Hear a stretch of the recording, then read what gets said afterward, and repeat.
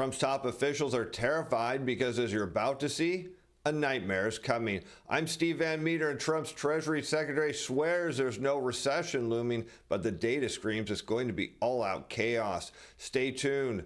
Plus, while markets are back in meltdown mode, our CTA subscribers are beating the pros and melting up. Stay tuned to the end of the show to learn how you too can profit amidst market chaos. Now, let's head over to Bloomberg, where we picked today's story up with a headline. As Treasury Secretary Scott Bessent sees no reason for a recession. According to him, the economic data is healthy, and of course we know it's anything but. But what you can see just in this headline alone is there's concern at the highest levels that the policies that the Trump administration is putting in place right now, particularly with the tariffs, could tip the U.S. economy into a recession. Now, it's important to understand the reason why you'll never hear any top government official come out and say the economy is slowing is because there'll be a reaction in the economy. Businesses will cut spending and employees. Consumers will cut spending and start saving. And the problem is, in a consumption-based economy, if you get everybody to cut back, well, it's a foregone conclusion that you'll head right into a recession. But let's take a look at the details, because what's not pretty. I can't guarantee anything, Bessent said today, dismissing any question about assuring there won't be one as, quote, silly. And of course, he doesn't want people to know there's a possibility we could enter a recession. See, the challenge right now we're facing is the U.S. economy on top of the global economy is slowing. And when you put a tariff wall up, well, it causes a reaction all across the global economy. People then rush ahead of the tariffs to spend, and then all of a sudden they cut their spending. That's exactly what we saw in the New York data yesterday from the manufacturing sector. What does it say? Demand all of a sudden plummeted. And that's the risk we're facing, is we could very well enter a recession here, but he doesn't want people to believe it, because if they do, well, then it will absolutely happen. Economists have warned there's a risk of an economic downturn thanks in part to the uncertainty over President Donald Trump's tariff hikes and to worries over their impact once the levies are decided on and implemented.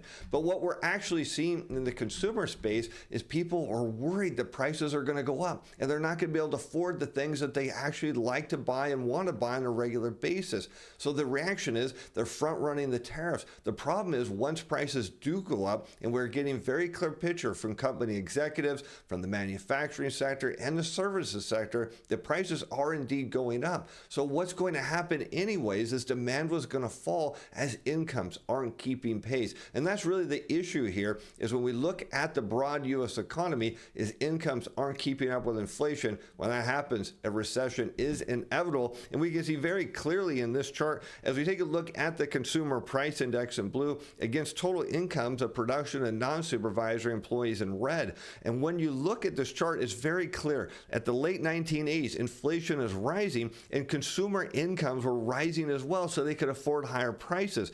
But at some point, businesses said, we're not going to pass on those price increases to our workers. You can see incomes decelerate. You go right into a recession. How about we move forward to the late 1990s? Income growth is actually running at a relatively strong clip, but then inflation takes off. Workers don't participate in it. Companies start to cut back on how many hours and what kind of pay raises they're giving. You see a deceleration right into the dot-com bubble, and then right into the financial crisis. Energy prices surge. You see the consumer price index jump. Consumers can't afford those higher prices. They have to cut back on their spending and other sides of the economy, right into the global financial crisis. And look where we're at now. It's very clear that the tariffs are likely to send consumer prices higher. At the same time, what are we hearing from businesses? Well, we heard this from New York yesterday from the Empire State Manufacturing Survey. They're cutting employees and they're cutting hours. Now, not big numbers, but they're still cutting, meaning the bottom line, for those who are losing their job, their income is dropping a lot. For those who are keeping their job, their take-home pay is shrinking amidst higher prices. What I can guarantee you is there's no reason we need to have a recession, Bessent said. We're seeing some very good underlying data, he said, pointing to figures from credit cards and banks. And in a debt-based economy that's driven by consumption, yes, credit cards and banks are critical, but I'm not sure what data he's looking at. Because when I look at the data, what I see is the U.S. economy slowing down, incomes are falling, prices are rising, and that means chaos is coming. Let's take a look at the real credit card data as we keep total incomes of production and non-supervisory employees in red against the delinquency rate on credit card loans. This is all commercial banks in blue. We can go back to the mid-1990s, and what do we see? Income growth is decelerating, the delinquency rate is rising, and this makes perfect sense because as income growth slows and debt service costs rise, particularly when the Fed's raising rates, that means you get a corresponding increase in the delinquency rate. Let's move forward to 2000s. What do we see? Income growth slows, costs are rising, delinquency rate goes up. The same thing happens going into the global financial crisis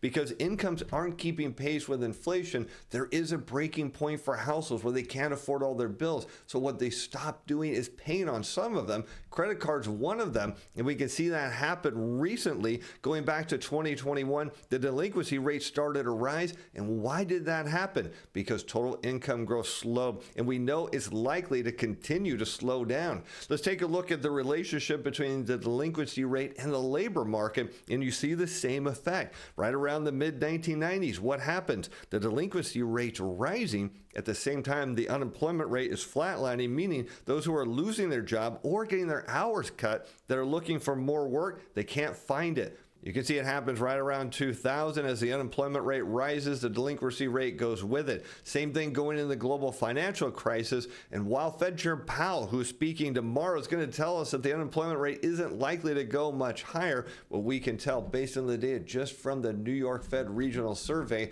the unemployment rate is going to go higher. And when it does, we're going to see the delinquency rate go with it.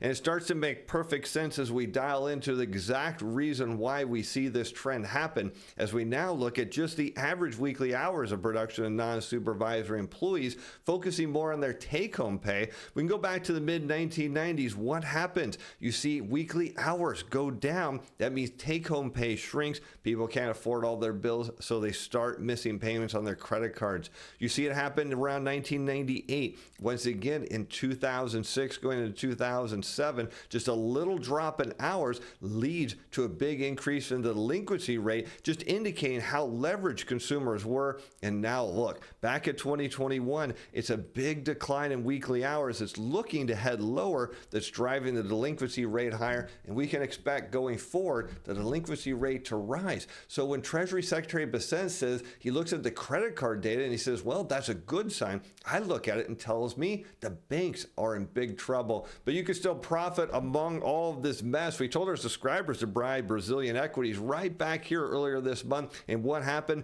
Bank of America said this was the hottest sector. And then what's happened since is we've seen the big money jump into this. We saw it on a technical change, but it was our machine positioning that picked this up. And right now our subscribers are up and up big. Stay tuned to the end of the show for more information or grab the links in the description below. Be sure to use a free coupon code to grab that 30-day free trial, because Bessent said there may be a pause as the economy transitions from relying on government spending, but the Trump administration is going to get the spending under control. We're going to bring manufacturing back home, and we're going to make the country more affordable for working Americans. But the risk is that this pause could send the U.S. economy into recession. That's what they're facing here. There's no other reason he would come out and say, look, I don't see a reason we're going to have a recession. There's no reason to have one because the economy's strong. Well, the reason to have one is when you drive prices up as people are seeing their income grow slow, it tells you historically we're heading into stagflation. And that means for certainty a recession. We've seen it happen throughout history over and over. So you can see when you hear an official at the level of Bessent come out and tell you that he's not worried about a recession, he's not worried about stocks coming down. Well, the reality is they are worried. It's outright panic, because if what we see throughout history repeats, well, that means total chaos is coming. And yet U.S. factory production rises by the most in a year on auto output, suggesting that maybe things are turning around. But the headline doesn't tell us the whole story, as manufacturing output, which accounts for 3/4 of total industrial production, jumped 0.9% in February after a 0.1% gain the prior month. The Fed's report indicates manufacturing showing signs of stabilizing, even as producers are challenged by rising input costs and heightened uncertainty from President Donald Trump's escalating tariffs. Recent surveys of manufacturers reflect more caution and has fed into anxiety about the broader economy. It's not about anxiety, it's everything to do with demand, because when manufacturers are booming, it's because there's demand in the economy and they need to produce. So when they see a decline in demand, when new orders drop, when they run out of backlogs, what it tells us is the economy is slowing. Now, the government's telling us the economy is booming here in the manufacturing sector, but maybe when we look at the truth, it doesn't look like that's what's happening at all. Trump imposes tariffs of 25% on all imports from Canada and Mexico, given that many parts crisscross land borders multiple times. As a result, it makes sense that auto manufacturers brought forward as much production as feasible in February, mostly likely adding to inventory right now. So what happened is we saw this big jump in industrial production, but had everything to do with the automobile sector that was a big driver of this. Now, we've talked about this before, and it makes perfect sense of what's going on here, is that businesses are trying to build and get as much stuff done while prices are relatively low. So when the tariffs hit, they can raise their prices and increase their margins. That's the motivation here. And what we saw in the New York manufacturing survey was all about perspective, because it was taken in the first week of this month, not a lagged report like we get from the government. And what it's telling us is going into March, there was an all-out collapse in demand. And that's the issue here. Government's telling us everything's looking good, but in real time, it's not looking good at all. And the Fed's report showed capacity utilization in factories, a measure of potential output being used, rose to 77%. The overall industrial utilization rate increased to 78.2, the highest since June. But there's something that says maybe that number's not correct at all. Let's take a look at this next chart, because when you talk about capacity utilization, this is the percentage of a factory that's being utilized. Makes perfect sense. As demand goes up, what happens? You see the percentage go up as well. Now, if you're a factory owner and demand's going up and your utilization rate's going up, what should else be going up? That is your demand for employees and their time. So there's something that's interesting here, because when we go back to the late 1980s, what do we see? That there's a decline in the average weekly hours of production of non-supervisory employees, and then shortly thereafter, capacity utilization comes down. You can see that relationship a little bit more in sync in the late 90s, going into the dot-com bubble, perfectly in sync going into the global financial crisis, and you can see every little bit of drop in utilization has to matching decline in weekly hours. But look what's happening now. The government says, hey, capacity utilization is up and things are looking better. Meanwhile, workers are reporting that we're getting fewer hours. Something here isn't matching up. But what does match up is Bessent realizes the U.S. economy is headed in a recession. He just wants people to not believe it, so they'll go out and spend big. Other manufacturing reports are showing weakness in the sector. The Institute for Supply Management's latest measure of factory activity edged closer to stagnation as orders and employment contracted, while a gauge of prices paid for a material surge. New York State manufacturing activity dropped in March to the lowest level since early 2024 as prices picked up. So what did New York find out that we talked about yesterday? They drove prices higher, demand went down, and it's all happened in March. So you can see a lot of this front running in tariffs that we're going to see in the government data is going to be all through the end of February. But as we get into March, it's getting very clear that something has changed in a big way in the economy. It has everything to do with consumer demand, and they're saying, look, we've had enough. Prices are going up, our take-home pay is shrinking, and what that tells us, a recession on the horizon. And while the Treasury chief cautioned that I haven't seen the numbers in regard to the reciprocal tariffs that are set to be announced on April 2nd, he said the process would involve each trading partner getting assigned a particular duty. And this is interesting. What's going to happen on April 2nd is each country will receive a number that we believe represents their tariffs. For some countries, it could be quite low. For some, it could be quite high. But he expressed optimism that in some cases, a country might avoid reciprocal tariffs because a deal is pre-negotiated. Other trading partners might seek to negotiate down their duty level after they receive their number. So you can see what the government's plan is. We're going to put out to the world what everybody's tariffs are, and we're going to use that as a negotiating tool to get what we want. The problem is, it's a matter of time. Does the government have enough time to pull this off? Can the Trump administration do it, or is it already too late for the U.S. economy? I want to know from you. Weigh in the comments, what do you see coming?